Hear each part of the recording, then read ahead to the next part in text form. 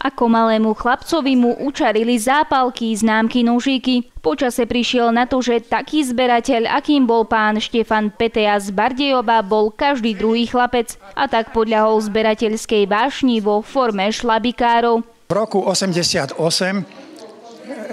keď som robil na mestskom úrade, išla moja známa do Ameriky. Hovorí, Marienka, dones mi jeden šlabikár z Ameriky. Donesla mi, nie taký jak náš, ale proste z Ameriky. No a začal som zbierať. Denne vypisuje listy, aby svoju zbierku šlabikárov doplnil o nové kusy.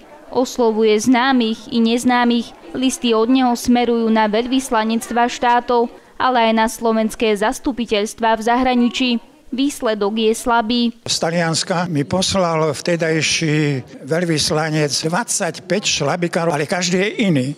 V taliančine samozrejme, lebo tam má každá škola toľko. Mám známych ešte za vojny. U mojej svokry býval jeden partizán z Kazane, to je ešte z Moskvy 400 kilometrov a hovorím, či by mi nemohol zabezpečiť. No poslal mi rusky. Ale po rozpade Sovietskeho zväzu som zistil, že v Rusku je 10 štátov. Ukrajina, Bielorusko, Kyrgyzsko, ja neviem, hore, Estonsko, Lotyšsko, Litva. Mám všetkých. Z Európy už nemám jedine Lichtenštajnsko.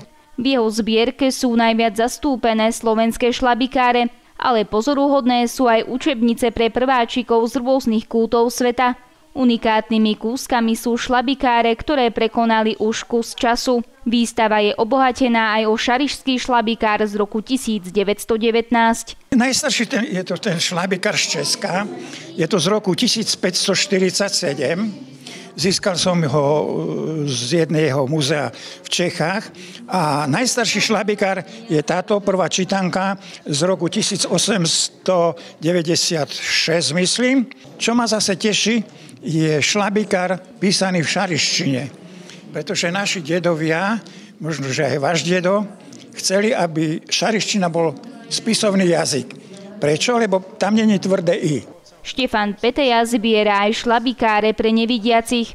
Nezabudol však ani na učebné pomôcky, akými sú napríklad počítadlá, ceruzy, písanky, pravítka, globusy a tiež zariadenie interiéru triedy z 30. až 50. rokov 20. storočia. Prvý šlabikár pre nevidiacich mám práve z Levoči.